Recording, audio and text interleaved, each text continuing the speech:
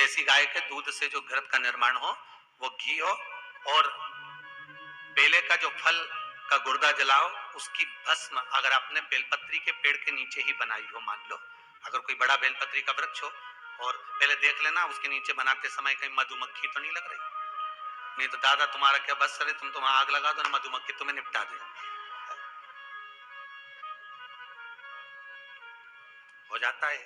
एक बार हमारे वो कार्यकर्ता है ना बंटी जी, तो वो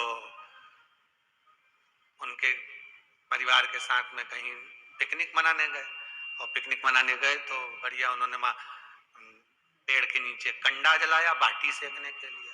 अब ये तो सेक रहे थे बाटी, ऊपर से आ गई मधुमक्खी, इनको बना दिया डबल रोटी। सब पड़े हॉस्पिटल में। तो खबर मिली, हम लोग कथा में थे कि साहब ऐसा ऐसा हो गया।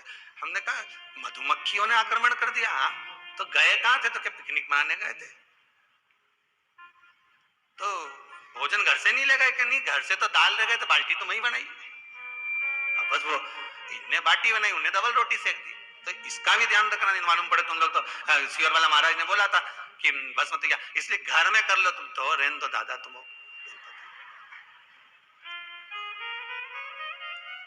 और उसका भी एक महत्व है। बेलपत्री के पेड़ के नीचे बेल के फल का गुर्दा की, अगर थोड़ा सा भी सूखा हुआ कहीं बेल का फल का गुर्दा मिल जाए, उसको जलाकर उसकी भस्म तैयार कर, उस भस्म को पीस ले,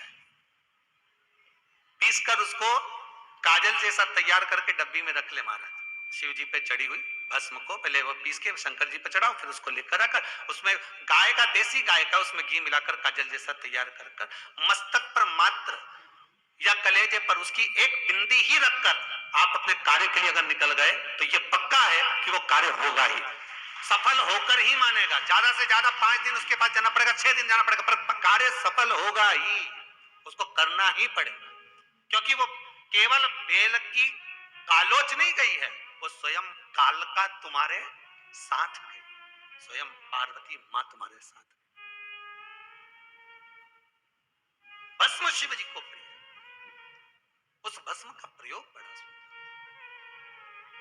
जपती भभूत में है खजाना,